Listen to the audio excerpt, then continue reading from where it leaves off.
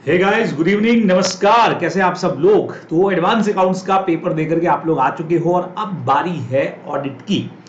तो चलिए, ऑडिट की तैयारी में कैसे आप लोग लगने वाले हो भाई, थोड़ा सा गाइड आप लोगों को मैं कर देता हूं कि कैसे अपनी ऑडिट की तैयारी को आप बहुत जबरदस्त तरीके से कर सकते हो। बच्चे लोगों, आज का जो टाइम रहेगा, यानी कि अभी इवनिंग का जो पूरा टाइम है, आप लोग सब जानते हो हमारे जितने भी चैप्टर्स हैं वो अलग अलग वेटेज के अंदर डिवाइडेड हैं, ठीक है ना। तो आज शाम को करने के लिए हमारे पास जो सबसे बढ़िया रहेगा वो है 15 टू 20 मार्क्स का जो आपका पोर्शन है, जिसमें कवर है आपका चैप्टर नंबर 5 बढ़िया ऐसे 240 का शानदार छोटा सा चैप्टर है, fraud and responsibilities of auditor वाला, और साथ में कंपनी ऑडिट, इसलिए क्योंकि ग्रुप फर्स्ट में आप लोग इसको कर चुके होते हैं। अच्छा, जिन लोगों का ग्रुप फर्स्ट पहले ही हो चुका है कोई दिक्कत नहीं है, आप लोगों ने भी कंपनी ऑडिट पढ़ा हुआ तो ही है, तो और अभी भी वापस ऑडिट के साथ पढ़ा होगा तो बहुत इजीली हो जाएगा। तो आज शाम के लिए जब आप ये कर लेते हैं तो एक तो थोड़ा सा रिलैक्स टाइम भी रहेगा आपके लिए कि हाँ भाई अभी एग्जाम देकर के आए हो, तो आज शाम को कुछ ऐसी चीज हो जाए जो इजी भी रहे और 15 से 20 मार्क्स कवर कर ले, तो फर्स्ट प्रायोरिटी के ऊपर आज शाम को आपको ये कर लेना चाहिए, ठीक है। अब इसके बाद कल की बारी बात करें या फिर इसके बाद जो आपको स्टार्ट करना है तो उसके अंदर क्या करना चाहिए, तो उसके अंदर बढ़िया चीज, अगर आप ऑडिट रिपोर्ट वाला चैप्टर हाथ में लेते हैं तो बहुत बढ़िया है, क्योंकि एक ही चैप्टर है, सिंगल है ना, ऑडिट रिपोर्ट। हालांकि चैप्टर थोड़ा सा बड़ा है लेकिन अकेला चैप्टर जो है वो 5 से 15 मार्क्स का पोर्शन कवर कर रहा है, तो भाई बढ़िया चीज हो सकती है यहाँ पे। तो आप लोग सेकंड के अंदर इसको जो है कंप्लीट कर सकते हैं, इसकी तैयारी आप लोग कर सकते हैं, ठीक है। अब ये दो चीजें करने के बाद में अगर बात करूं तो यहां हमारे पास सेक्शन 1 और 2 में भी बढ़िया चीज है बच्चे लोगों।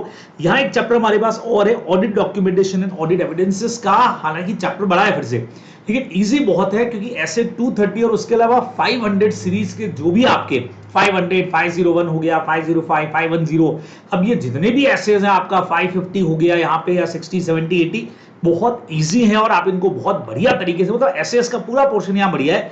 तो आपको नेक्स्ट नंबर के ऊपर मेरे हिसाब से ये चैप्टर कर लेना चाहिए, क्योंकि अगेन 5 टू 15 मार्क्स का है। हाँ, ऑडिट रिपोर्ट और इसको चाहे तो इंटरचेंज करके रख सकते हैं, लेकिन एक एक चैप्टर है और बढ़िया मार्क्स दिला रहे हैं। हालांकि एक चैप्टर अपने आप में बड़े चैप्टर्स के बराबर है, लेकिन आपको ये करना चाहिए। और फिर ये वाला पोर्शन बच्चों जरूर करें नेक्स्ट 4 पे। इसमें क्या है, चैप्टर फर्स्ट एंड सेकंड, चूंकि हम ऑडिट को स्टार्ट ही से करते हैं तो काफी सारी चीजें यहां से पढ़ते ही है, ठीक है ना।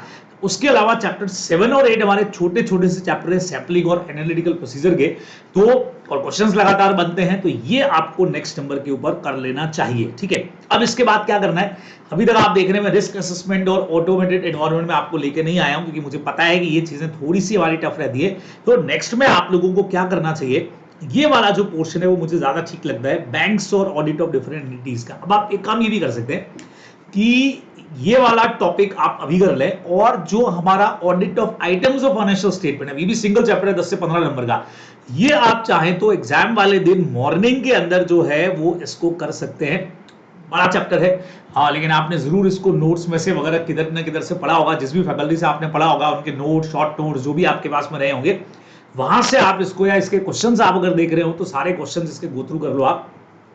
ये एग्जाम वाले दिन सुबह के अंदर आप लोग बढ़िया करके जा सकते हो, क्योंकि सिंगल चैप्टर रहेगा, तो ये कर लेना चाहिए, ठीक है। और उससे पहले रात के वक्त में आपको इन सबको करने के बाद, ठीक है, आपने फाइनेंशियल स्टेटमेंट वाला एग्जाम के दिन सुबह का सोचा है, बाकी सब आप कोर्स कर चुके हैं, तो सबसे आखिर में, मतलब सेकंड लास्ट नंबर पे आप लोगों को ये टॉपिक करना चाहिए, क्योंकि ये थोड़ा सा एग्जाम के हिसाब से कई बार मुश्किल रह जाता है, risk assessment and internal control का पोर्शन। और यहां से तो खैर डायरेक्ट क्वेश्चन बनते हैं, ऑडिटेड ऑटोमेटेड एनवायरनमेंट। और इसके लिए सजेशन मैंने इंपॉर्टेंट क्वेश्चन के टाइम पे भी आपको दिया था कि आरटीपीस प्रीवियस और एमटीपीस को फॉलो करिए, तो यहां से काफी सारे क्वेश्चंस बहुत आराम से आप लोग कर पाओगे। तो ये सीक्वेंस मेरे हिसाब से आप लोगों को इस वक्त के अंदर फॉलो करनी चाहिए, आप कर सकते हैं। वैसे आपका अपना जो सीक्वेंस आपने बनाया है उसको बिल्कुल आप जरूर फॉलो करें, लेकिन जस्ट मेरी तरफ से एक आइडिया है कि आप चाहें तो इस तरीके को इस्तेमाल करके अपनी तैयारी को मजबूत कर सकते हैं, ठीक है।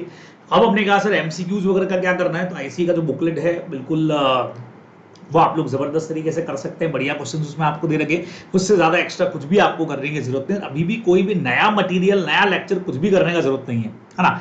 जो आपने पुराना पढ़ा है उसी को रिकॉल कर रही है, क्योंकि सबका एक अलग स्ट्रेटेजी, अलग तरीका होगा पढ़ाने का। तो भी एंड टाइम पे आप कुछ भी नया ट्राई करने का कोशिश करेंगे तो थोड़ा सा मुश्किल में रहेंगे। तो आपने जो अब तक पढ़ा है बस उसको बढ़िया तरीके से रिवाइज करिए, क्वेश्चन देखना हो क्वेश्चन देखिए, इस तरीके से आप तैयारी कर सकते हैं, बराबर। तो ये छोटी सी गाइडलाइन रही कहीं पर भी कोई डाउट लगता है तो बिल्कुल आप व्हाट्सएप पे मेरे साथ में कर सकते हैं कॉन्टैक्ट। तो चलिए फटाफट से लग जाइए तैयारी के अंदर। All the best.